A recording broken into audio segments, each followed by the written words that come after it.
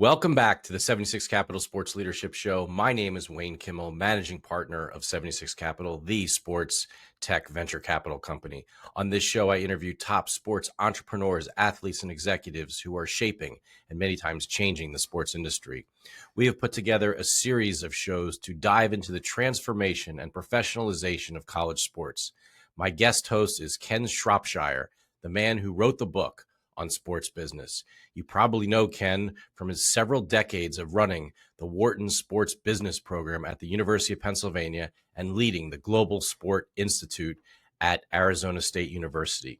Please subscribe to our show on YouTube, Apple Podcasts, Spotify, and on our 76 Capital website to never miss an episode. Our guest is Oliver Luck, who's a lawyer, former college football player, NFL player, professional sports executive, athletic director from West Virginia University, his alma mater, and also was an executive at the NCAA. It's really a privilege to have him on the show. Ken and I are really excited about this conversation. Oliver, welcome to our 76 Capital Sports Leadership Show. Thanks to both of you. I'm really looking forward to it. Hey, we got to include he's a father of college sport athletes and future college sport athletes. So, well, yeah, I've got 4 kids. 3 of them played college sports, and I got 3 granddaughters, and just they're all very small. But I wouldn't be shocked if they somehow find their way into doing a college sport. So, I've seen it from lots of different sides. My own side, going back to the 70s. My kids going through it, working for the NCAA. It's been a fascinating sort of observation over the last almost 50 years. Wow. Really amazing. I mean, well, everyone knows, your son, Andrew, who's now the general manager of Stanford football. How about your other kids? What did they play? So I've got Andrew's our oldest. I've got a daughter 2 years older. She was a volleyball player at Stanford. Ended up going to Stanford Business School and now is in the workforce, and babysat her daughter today. Another daughter who went to Stanford didn't play sports. And then my youngest is a boy. He went to Yale and played soccer for the Mighty Bulldog soccer program. Well, that's awesome. And, with Ken, and your family, you got a lot of Stanford on this show. So we got a lot of Block S, Ken. You know that. He's got the language now too. Yeah, believe me. Watch out, West Virginia. Watch out, Mountaineers. We got a cardinal here. Well, it's funny. My wife went to Rice University. We met in law school at the University of Texas. I went to a public school, West Virginia University. All my kids go to Stanford or Yale, right? All the private schools. Thank goodness they were able to get scholarships. Well, that leads right into what we're going to be talking about here, right? I mean, we go from the house settlement where it looked like things were going to be, we sort of had a little bit of a framework as to where we were going to work with in college sports. And then all of a sudden, at that point, I guess collectives were going to be done. They put out all their money as they could, front loading sort of those types of things. And then about a week or so ago, you've got collectives are back in the game. And then we get an executive order from the president of the United States talking about NIL and, basically saying that he's solved and saved, I should say, college sports. So, Oliver, where are we? It's about the craziest time that anybody could imagine. I really cannot believe anybody 5 years ago, 10 years ago, even back in July 1 of 2021, which is when all the NIL rules that the NCAA had went out of effect. Can't imagine anybody would have predicted where we are today. On the one hand, I always say to people, it's an indication of how popular college athletics is, both, from a participant perspective, certainly fans for the sports that are on TV a good bit, baseball, basketball, obviously football, women's sports have boomed. And I think everybody can point the finger at, Title IX for allowing the women's game, particularly basketball and soccer and others, softball. I mean, everything's booming, which indicates how popular and how important college athletics is within our, social structure in this country. On the other hand, it points out just how poorly managed everything has been. I mean, if I were an AD now, and thank goodness I'm not, but if I were an AD now, I'm not sure, where I could turn to kind of figure out what do I do tomorrow, let alone next month, let alone next year, as I try to plan. So it's a mess. I won't bore you with what I think, college should do, but and Ken and I have talked about this in the past. I'm a believer that there's a system in place that has served the American public very well, which is our unionization, collective bargaining system in professional sports. I go back to the old baseball in the 60s and 70s. They were the path blazer, trailblazer, if you will. But look at all the professional leagues, the NFL, MLS, NHL, MLB. They're all unionized, right? And they're all doing extraordinarily well. The players are making, big salaries. Owners, the value of the franchises are appreciating in a massive way. That's all working, and there's certainty, which is what American business wants. There's certainty. There's labor peace. They've been able to collectively bargain every little issue, and I actually believe, at least for the football, men's and women's basketball, the revenue sports, that really is the model. And I say that, as Ken knows, because that's the model that has been approved, if you will, by the American public, by our system, by our courts, by our legislatures.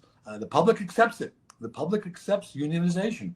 And if every now and then there might be a walkout or a strike, so be it.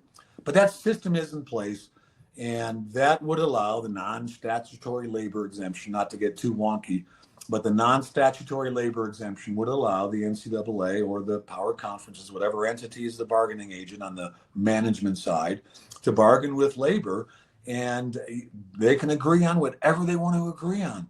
Academic standards, how many hours a week they can have a practice, how many years they can play college sport. I mean, all those things that are vexing right now for the establishment, right? Because every time there's a new rule, right? Even with the new, college sports commission, boom, somebody fights it, So that model is in place. It's been accepted by the American public. It's not a perfect model by any stretch of the imagination, but I think that's really, as I look at the world today, that's the only model that seems to bring certainty and bring a voice to the players. They still don't have a voice. Their voice is the voice of Jeffrey Kessler or some of the other antitrust lawyers. But that's not a voice for the 19-year-old athlete at Arizona State or at West Virginia. But anyway, so I'll cut right to the chase and say that I think is the model that I would like to see people start thinking about. We have this 10-year settlement. 10 years is a long time, but it's also not that long of a time. Come maybe year 4 or 5, everybody's going to be talking about what's next. Let's hang on that for a minute, Oliver.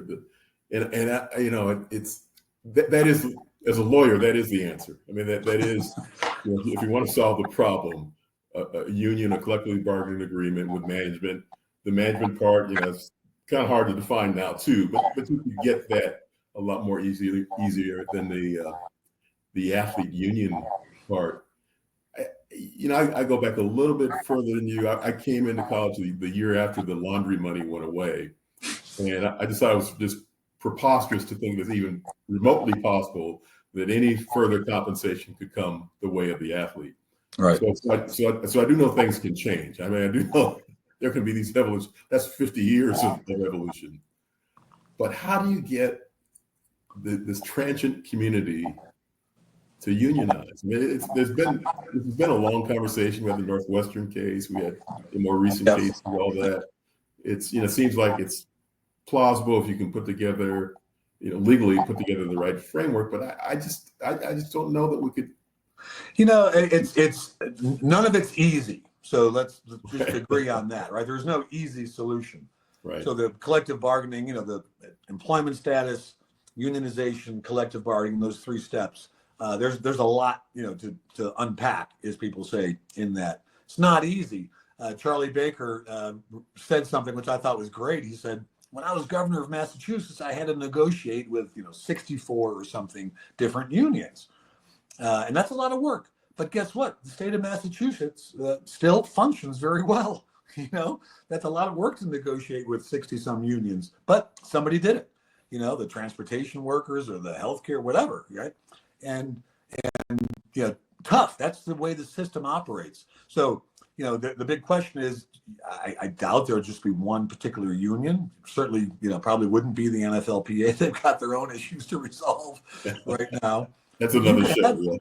You could have a multitude of unions, just like, in certain states, grad students have unionized and have collectively bargained. And I don't know who represents them. I think in the Northwestern case, it was the United Steelworkers who, were working with the students from Northwestern. And then at Dartmouth, I forget who it was, maybe the United Mine Workers or, some other union. Now there's, plenty of service unions. So those problems are complex, but they're solvable because, workers have unionized for the last, 100 and some years in this country. And somehow that works itself out, I guess is what I would say. Is it easy? No. Is it time consuming? Absolutely. But that's also competition. You'll find, the unions want to add to their membership rolls. And I think they would go out and try to, do the right thing to attract as many students as they possibly could. And there'd be, elections and votes, and you'd have to abide by all the rules. But that's the system that's in place. And I've always thought, Ken, that, there's a body, of course, of jurisprudence coming out of union. I took labor law probably like you did in law school. I'm not a labor lawyer at all, but there's a big body of jurisprudence. So all of those issues, somewhere have a precedent, right? And, then you have the NLRB for the private schools, and you get, union rules for the public schools. Again, all very complex, but I think that would bring what we really need into this system, which is certainty. ADs can't plan, what they're going to have for breakfast tomorrow, given just all the uncertainty around. And that's not good for business. That's not good for the universities, not good for business, not good for the students, in my estimation. See, Wayne, this is the positive quarterback. This is how you lead a team. You have the vision for success. This is what we need a touchdown. We're the 99 yards away, but we got to get there. So, that's right. We got the ball and time's running out, and let's go. Let's make this happen. Again, it's easier said than done. Presidents certainly don't want, 130 football, men's and women's basketball players to be employees on their campus with union rights and collective. They certainly don't want that. That makes life more complicated. But that's what comes with this multi-billion-dollar industry of college athletics. You can't sort of get all the benefits, but not have to do the hard work, if you will, to structure it so that it conforms with what this country has already decided works. That's sort of my main point, right? Yeah. I haven't run into anybody, who complains about the NFL union or the baseball players union, right? That's all done, all gone. Everybody's happy with it. They get it. The union has a voice. I was, involved with the union when I was a player for the old Houston Oilers. Andrew was the Colts rep for a number of years, and was involved with the union. So that's been accepted, and so why not move that down to the revenue sports, which really do resemble the NFL and the NBA and WNBA in terms of how they're how popular they are, how they're monetizing things, all the merch, all the television, you name it. So that's kind of where I'm at. I may not be in sync with a lot of current college athletic directors, but I've begun to hear more and more ADs, Danny White down in Tennessee being one of them, more and more ADs who say, maybe that is a model we should look at, because this other system is just not, it's not working well. Yeah, for sure. It is interesting that it's helpful for management.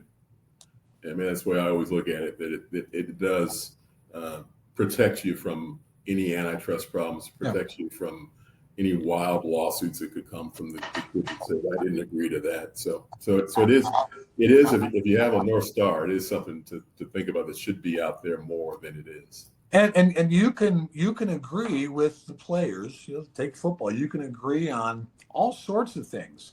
Your academic progress. What do you have to do? You can agree on how many years you have to play, 4 years, you have 5 years, you have 6. I mean, all those things that get litigated constantly when the NCAA proposes them or the new college sports commission set up, all of those can be negotiated. And I like that. I think that's, that's a fair way. And I think that's, very sound public policy. If two entities, negotiate at arm's length and both have equal sort of power, let them agree on whatever they want. Let them agree. They can violate every antitrust law in the books. That's okay. I mean, the NFL draft's the worst example of an antitrust violation. I have to get drafted and go play for Houston Oilers. I don't want to go down to Houston. It's too hot down there. It's going to sink, right? So, but that's all agreed upon, right? And that's that. I maybe this is a good lesson just for folks to understand why unionization can be positive for management. Because you can agree on all those things that matter. And I mean, look at the NFL. It is going gangbusters. It's, Roger Goodell became commissioner, said he wanted to get up to $25 billion in revenue. Everybody scoffed and said, "You're nuts, Roger." He's almost there. I don't know, 10 years, 12 years on. The leagues are doing remarkably well. And I think part of that is labor peace. And, and sharing that revenue more or less 50%, right? Sharing that revenue with their players. You've seen it from your vantage point. You've been in every role as player, on the college side, on the professional side, being at the NCAA, being a commissioner, in different leagues, being an athletic director. I mean, one of the things that, Ken and I hear is the, and also just the concern that everyone has for the athletes themselves, right? So maybe kind of putting yourself back in the shoes of a collegiate athlete today who's playing football or playing basketball, and the concern is, oh my God, it's so much money, they're not going to know what to do with it, it's going to cause problems or not, or this and that. But what do you think about all of that today, and how do you sort of make sure that we do the best that we can to just make sure that this game is everyone's safe and able to have a good time? I mean, I think that's what it all comes down to. Yeah, well, it's a great question. I would say that sports has to be fun. Participating in athletics has to be fun. I mean, practice can be a drag sometimes or whatever, but you've got to have fun. You don't make it in college, let alone in professional sport, without a pretty bright fire burning in your belly. You've got to want to compete. You've got to want it. It's hard. It's long seasons, no matter what the sport is, and you got to have that. And that fire can really only be stoked by yourself. Some people play because their parents put pressure on them, or their boyfriend or girlfriend wants to be the star. And they don't really enjoy it. They don't intrinsically enjoy the competition, win or lose. So you want to keep healthy competition. I think sports has done so much for American business over the past 50, 60 years in producing young men, and increasingly so, thank goodness, young women who are competitive and who understand, how to get up after you get knocked down. Simple as that. You can't stay down, man. You got to get back up and try it again. So we want to keep that, right? But given the fact that there's so much money right now in big-time college football, big-time college basketball, men's and women's, the athletes, and they're young, and they can make mistakes with their money. But guess what? Pro guys make a lot of mistakes with their money. You got to teach them. I would love to see better education at the high school level on fiscal management and, what compound interest means, and, all those things that, my parents taught me, and I try to teach my kids, and I'm sure you guys try to teach your kids. I mean, the basics of how to function in this free market society, because you've got to be sort of proactive and sort of thinking about things when you get in. So I'm sure that the secondary schools could do a better job of that. The universities certainly could do a better job of saying to their players, hey, you're making $100,000 or $300,000 or $1 million or whatever in rev share, and you're doing NIL deals. Here's 10 things you got to think about. All right. And a lot of schools are getting much more proactive in fiscal management, fiscal responsibility, how to open up bank accounts. I mean, you name it. But what I want to make sure that we do with college athletics, as popular as it is, and as NFL-like as big-time college ball has become, when you look at the playoff games or bowl games, I mean, the stadiums are packed. Bring down a guy from the moon, right, the proverbial man in the moon, and take him to a Dallas Cowboys game on Sunday, and then the next Saturday take him to the University of Texas game against whomever. He wouldn't know the difference, right? I mean, it's the same. So, I want to make sure, though, with all that professionalization at the college level, that we still give these kids a good education. There is no substitute for a college degree, And I also want to make sure that we do whatever we can to make sure that they understand what to do with the money that they're earning, right? Because you've got a lot of parental involvement, and this has happened, forever, right? But parents can, I hate to use this word, kind of pimp out their kids to a certain degree, and kids are working their tail off, whether it's football, basketball, whatever sport, and they should enjoy the fruits of their labor and not feel as though they've got to support a whole sort of infrastructure. So that I think only comes with education. Yeah, I don't know what the design is, but I agree with you fully. These educational institutions, part of their obligation is to make sure that the teaching of how to handle your money is there. And since we have all these new dollars rolling in, and now you're capped on what you can spend in terms of compensation. Come up with a number that says, and you've got to use this amount for education on financial issues, life issues, life after sport. The psychology of this is not going to last forever. How do you begin to think about that next phase? I mean, that would be great. I got you. You mentioned in passing, and I know your daughter played volleyball, so you're deeply involved as an athletic director. You certainly address the important issues. Title IX, and there are a couple of kind of follow-up lawsuits that have come after the House settlement, saying that issue was neglected in Wilkins' agreement that's out there. What kinds of things do you think about in terms of making sure there are these equal opportunity kind of issues that are addressed as the schools go forward over the next 10 years? I mean, what should come to play? Well, I mean, I think Title IX, was purposefully ignored by the parties when they sat down to settle. What I've read from Kessler or Berman or any of the other Rakesh, who represented the NCAA, and Judge Wilkin, I think, said herself, listen, this is an antitrust settlement.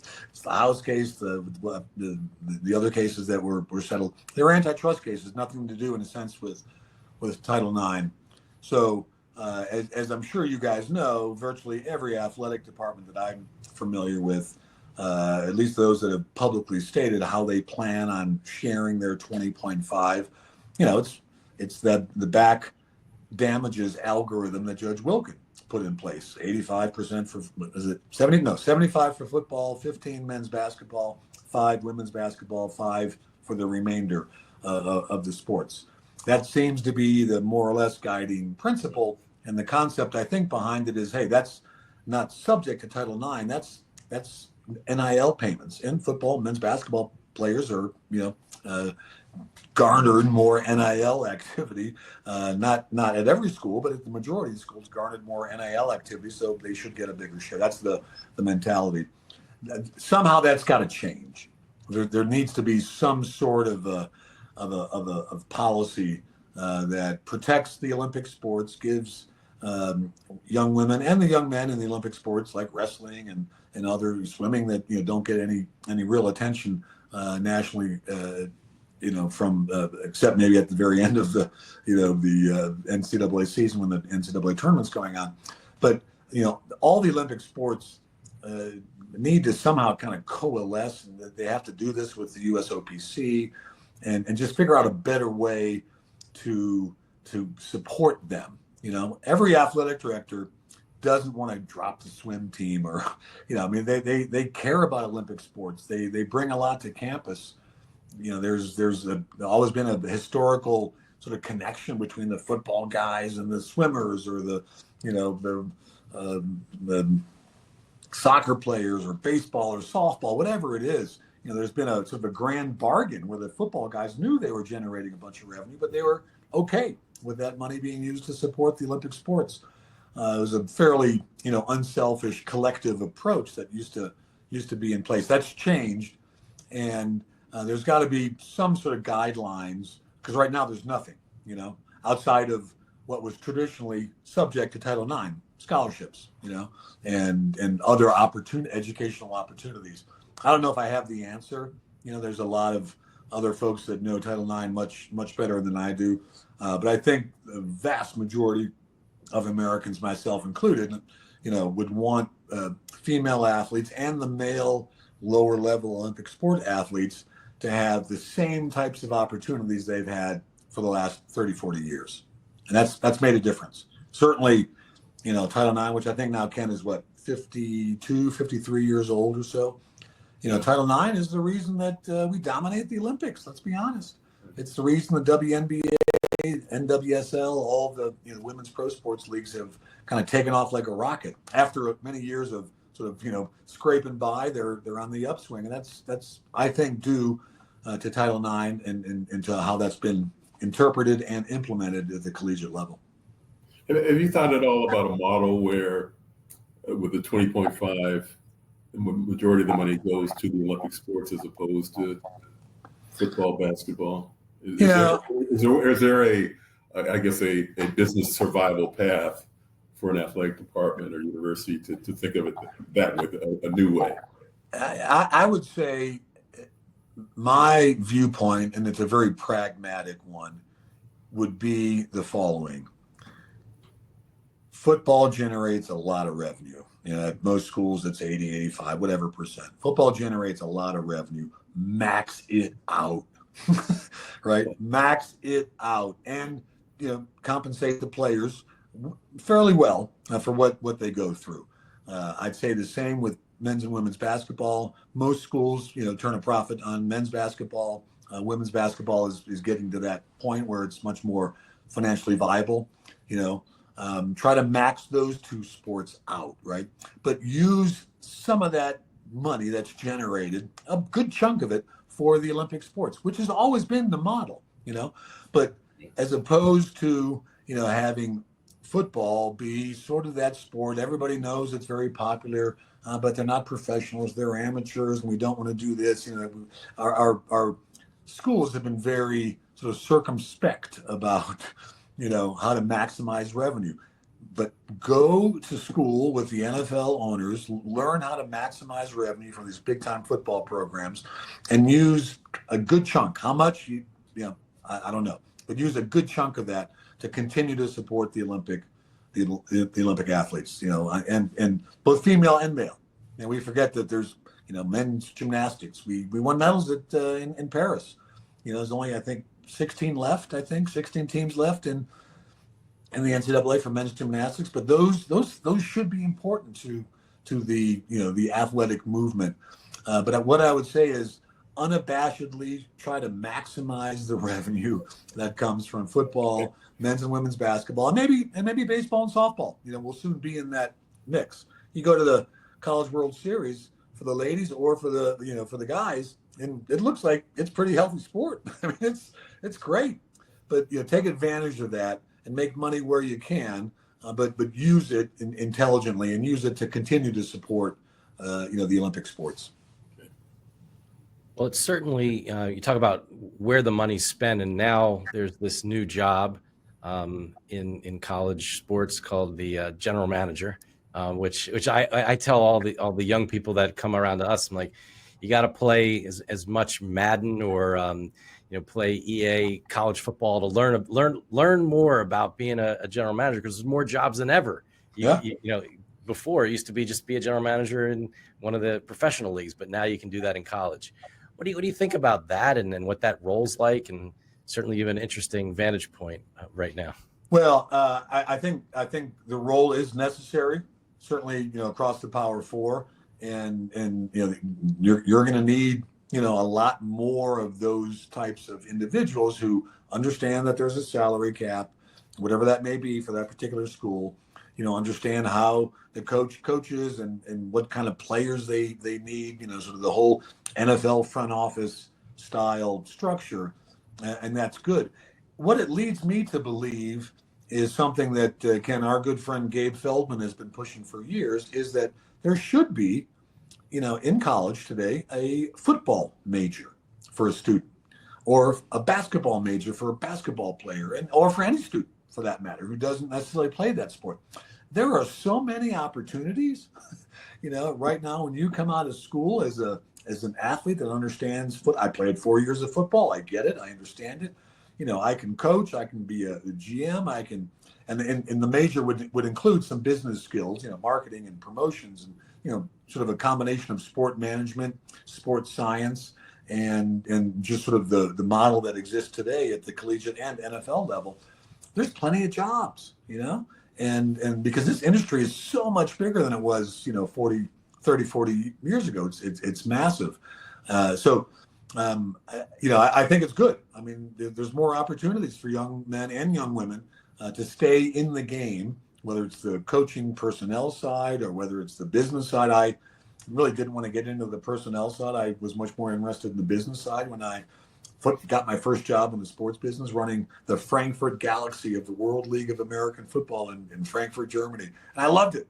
Had a blast, So I think the business has expanded so much. It's sort of, I guess, like lots of other industries, 10 years ago, there was no AI. Now, probably there's a zillion computer science kids coming out of school who want to get involved in AI because it's a hot field.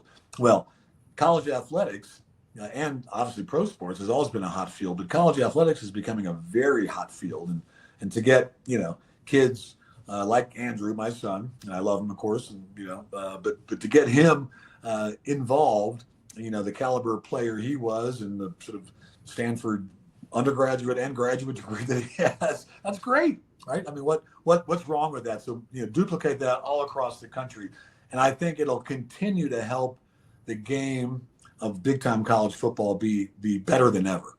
It already has been. These guys are so much better than my generation was, but it'll continue to make the game better, which is the way to maximize the value of the game. So you are doing us the greatest service of all, as we've been doing these conversations. We haven't necessarily always ended on a positive note in terms of the views our guests have had. So with your optimism, what do you think the timing is for things to really come together after this kind of first year of all this activity, the courts settling out everything, and the real numbers we should be looking for with these payments and all that sort of stuff? What do you think the runway is? And with all your optimism, I assume we get a union in there too. When do we get to this paradise period? Yeah, I mean, so I guess I'd say two things. Number one, the settlement is the new NCAA manual, right? Take the manual, it was whatever, 500 pages, throw it out. Doesn't matter anymore. It's now this settlement. That's a poor way to draft a constitution for a multi-billion-dollar industry. Let's be honest. As good of a lawyer as Jeff Kessler or David Greenspan or Berman, right? Those guys drafted that thing, within 6 months, and so there's lots of holes, et cetera. It's got to be interpreted, you name it. So that's a lousy way to run a business, I think. That's number one. Number two, the settlements for 10 years. That's not that long of a period, and just as we saw with this College Sports Commission and the valid business purpose, controversy, there's going to be things popping up every day. So I think, Ken, to answer your question, in maybe 2 or 3 years, people are going to say, this ain't working. This is just as bad as it was under, in 21, 22, 23, when it was the, quote unquote, Wild West, right? Because the CSC is going to get sued. Oh, great. They're going to arbitrate as opposed to going into federal court, but still, it's going to be all held up. And I think people will just reach a point where they say, enough. And there's got to be a better way. And the better way, I believe, it's not the easiest way, but the better way, I think, is going to be what we talked about earlier, employment status, unionization, and collective bargaining. Listen, and I know, you got this executive order that wants to declare that students are students and not employees. If our court system and our regulatory system say that a college football player who works his tail off, meets the definition of employment, he should have the chance to be an employee. Who are we to say that should be foreclosed for college kids? Come on. I think that's flat out wrong. And if they're deemed to be employees, they have the right to unionize. Who are we to say, no, you can't unionize because you're a college student? It seems to me to be just wrong and very, as bad as the NCAA used to be when it was always so paternalistic. So I say, let these young men and young women who are smart, mature, they've got agents, they've got parents, they've got, accountants now and lawyers working for them. Let them, do what the law allows them to do, what this big body of jurisprudence allows them to do. Because I think when people realize, collective bargaining, yes, we can negotiate every little item, right? Every little item, and have that in our CBA, and that's certainty. One thing I love about America, we need certainty in our business. We've wanted that for years. We don't like uncertainty. Everybody panics. And how do you get certainty? I think it's through the, employment, unionization, collective bargaining, sort of three-step dance. Well, Oliver, it's been awesome having you on our show. Ken and I really appreciate you taking the time to share your wisdom with our audience. So thank you again. And so what's next for you? I got all kind of things going on, but what's actually next is babysitting this afternoon, my other granddaughter. So that takes top priority. But Wayne, Ken, always a pleasure to be on your show. Thanks, guys. Thank you so much. Thank you all. All right, take care. On behalf of our entire 76 Capital team, thank you for tuning in to this special college edition of our Sports Leadership Show. Please remember to subscribe to our show on your favorite podcast network or on the 76 Capital website. You can also explore the hundreds of episodes we've produced over the past several years on those same networks. And as always, go out there and make it happen.